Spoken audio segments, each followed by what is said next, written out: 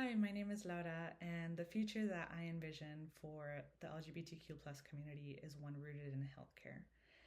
And by that, I do mean access to mental and physical healthcare, but I also mean access to a queer elder community to pass down their memories and experiences, to spaces that are intersectional to accommodate our various identities, and one where queer organizations and institutions have steady infrastructure to support our future generations.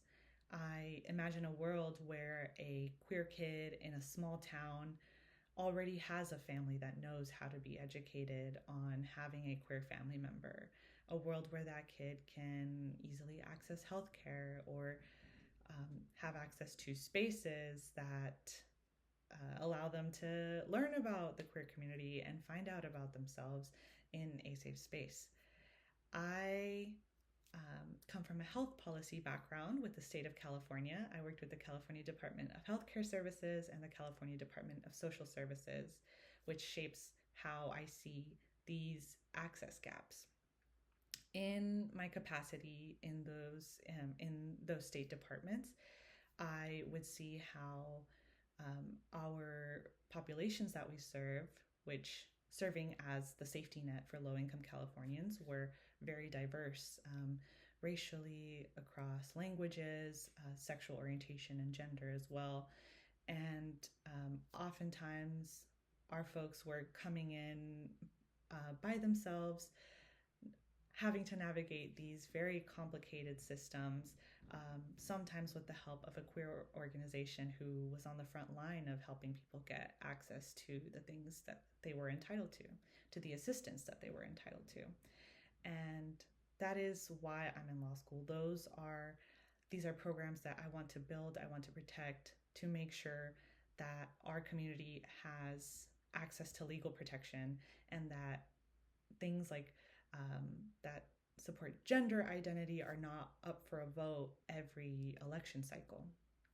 And a part of that also goes to what I spoke about having an elder community to reach out to and to have for wisdom.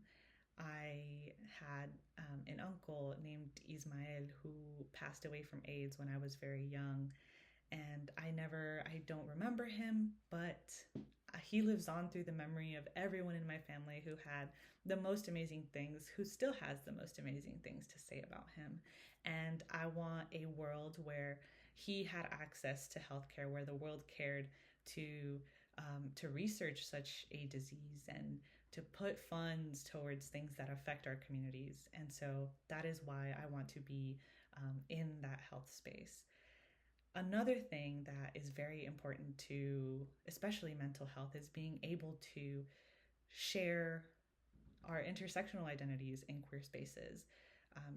For many different reasons, queer spaces can tend to focus on individual types of groups, and there has to be an intention and active work towards bringing in other types of identities, because queer people exist across all identities, across all spectrums. And so something that I make sure to do is wherever I go, including my law school right now at the University of California, Irvine, is to get myself involved in the organizations. I am a member of our Outlaw organization, which is our queer organization, and I'm going to be the co-chair of our Latinx Law Student Association.